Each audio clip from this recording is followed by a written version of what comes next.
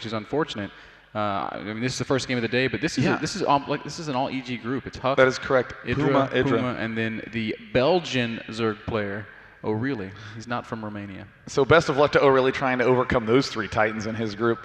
To note, in today's setup, we are playing through all the round of 32 games. The players have been reseeded into groups of 4. So that will be 32 divided by 4 is 8 groups that will be played out today. And it looks like our players are ready. I know Mr. Bitter's ready because we have the matching shirts. Is the wonderful morning crowd ready? Yes. Well, then I see no reason to wait. Let's go ahead and hop directly into game 1 of EG's HuK versus EG's IdrA. The countdown has begun, and it's on Metalopolis, IdrA's favorite map.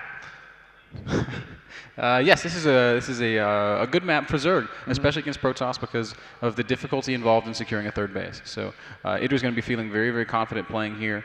HuK, though, I mean, this is a guy that he's played a lot of StarCraft at the highest level. He's won a lot of StarCraft at the highest level, so I don't feel like he's going to feel handicapped by the map by any stretch of the imagination. And of course, so important to note, EG's HuK is the champion of the last Dreamhack. The winner of Summer Dreamhack 2011. Defending champ. Where he took down Moon. We did see Nama have an early departure when he did his follow-up from his championship. Will HuK do the same? In the north position, we have the amazingly verbose IdrA with the good luck, have fun. Ladies and gentlemen, give a cheer for EG's IdrA. And down here in the 6 o'clock position, his teammate, his new friend, the blue Protoss player, EG HuK.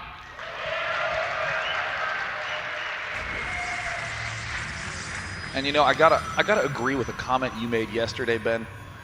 So many Protosses early expand, but I am just always excited when I see a player open up with that pylon in his main base. I mean, getting the cybernetics core fast doesn't delay your expansion by that much. You can still go for a 1-gate expand quite easily, but all those tech paths can come out so quickly. It gives you so many options, especially when you're, I would anticipate IdrA's going to do something like 14 pool, 16 hatch, some sort of gasless opening. And against things like that, the 1-gate expo or any kind of cybercore opening allows HuK to put on so much pressure. He could go Stalker Zealot and just force IdrA to make some lings and limit the droning. And of course, he's got the earlier access to that tech and things like that.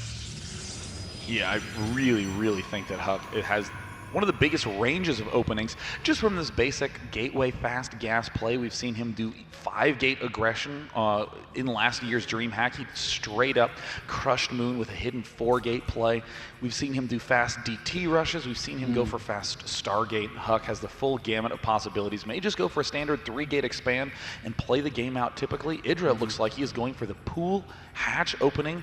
Would fully anticipate a fast 3rd hatch. Oh man, getting that hatch down very nice there by IdrA, not allowing HuK to block. You know, yesterday, day 9, HuK used a lot of DT openings, and the internets were awash in speculation as to why he would do that and what the benefits are.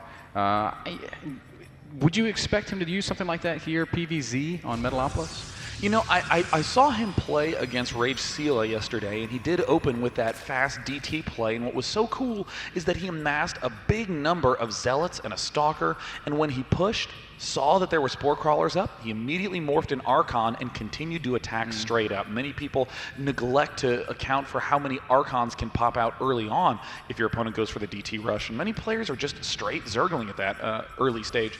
Does look like HuK also is going to be going for the Zealot Stalker opening, do a little bit of early attacking. Yeah, I love it. I love this a lot. So many Protoss players will go Zealot and then immediately start pumping out sentries, and that gives a lot of information to the Zerg. By building this Stalker, our Zerg player has to immediately be like, oh, dang it. You know, he might be doing something aggressive. He's using that gas for something else. He's either going to tech or, well, tech. I guess the other option could be do something silly like a 4-gate, but I don't anticipate any play like that coming from HuK. Does look like HuK. Indeed, exactly as you were saying earlier, Ben, he is building that Twilight Council. We may very well end up seeing that DT opening. Will HuK continue to build Zealots? That's the one question that is on my mind. He can continue to reinforce in that fashion. No, he is actually saving up, getting some relatively early Gateways 2 and 3 added on. And the infamous, if my opponent is late on his gas, I will push straight away with Zealot and Stalker. Yeah, this is so good. Oh, you gotta be careful not to get your Stalker surrounded, though. HuK is kiting as well as he can, but the Zealot... second Stalker does show up. That's going to help quite a bit. And now IdrA, who is trying to control this as well as he possibly could, is going to lose every one of these slow Zerglings. I mean, I really think that HuK is doing a great job catching IdrA off guard and loses nothing. Wow. In that unit lost tab. Amazing exchange there for thus HuK. far flawless game from EG's HuK.